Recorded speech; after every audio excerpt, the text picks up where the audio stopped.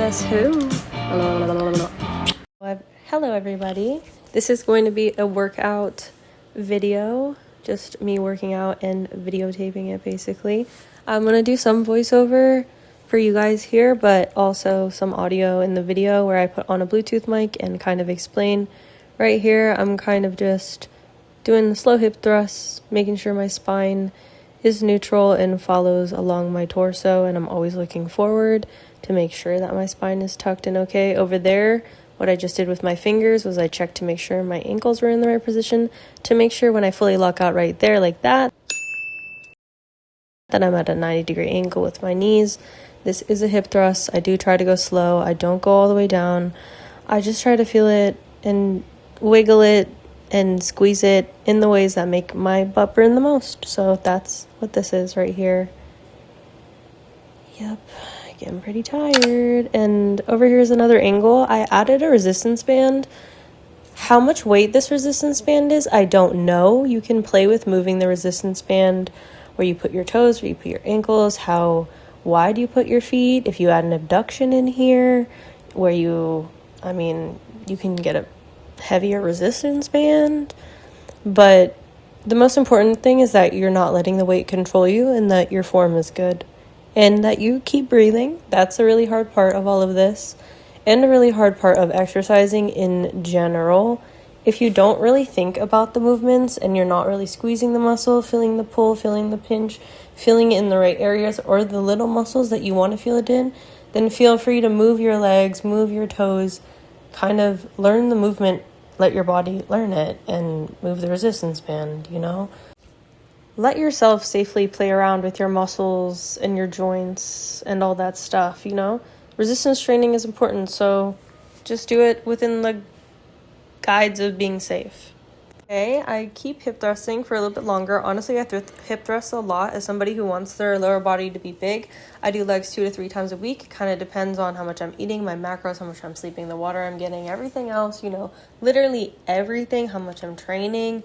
If I'm going on the resistance band, am I going with the resistance band? And am I using one of those thick, nice ones that I'm using in the clip right here? Or do I only have access to one of those janky little thin ones that I'm probably definitely going to break?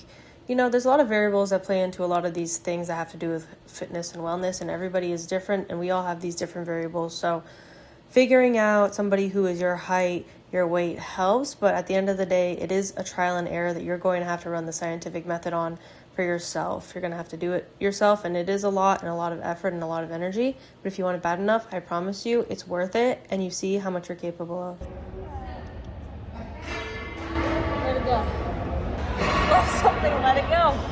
Let it go. Okay, next exercise. This is not an amazing angle of me, but I believe it is a sister, brother, or cousin of one of the Pendulum machines. It's basically a pendulum squat, but it allows you to add the weight in different ways, and if you stack the weight on top like I have been doing here, it really works for upper butt and upper side butt depending on how you point your heels. I just did split squats, and I'm not showing them again for you guys.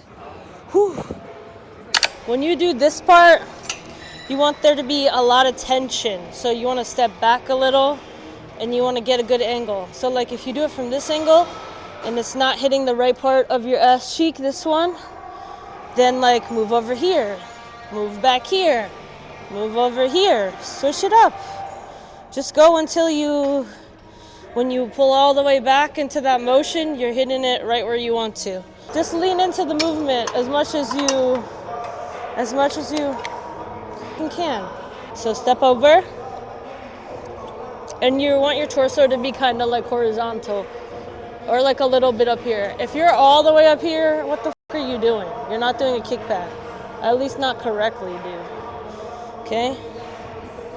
Unless that's not at the lowest setting, then you might be doing something else entirely. I don't know. The distance between these two to be as great as possible. Because this leg goes back to like that side, but like behind me. So like it becomes like a fluid motion, like that. And if I'm not feeling enough, sometimes I'll go like back here. I'll go back more, and then I'll sit into it more, like this. See? And then I put my foot back a little. Okay, this is good. And then I lean forward. See? I gotta move around to get it too sometimes. Point your toe differently. Distribute the inertia in your heel differently. How you kick back can be a more fluid motion versus like a rigid iso hold and then back. You know what I mean? Switch it up, dude.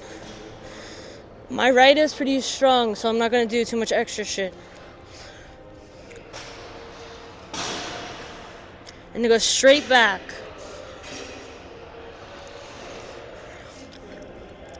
If I wanted to, I could cross it over. That's a different part of the ass, okay? So just keep it consistent with the sides, which I don't do. I should really take my own advice. Okay, that was fucking... We're hitting failure.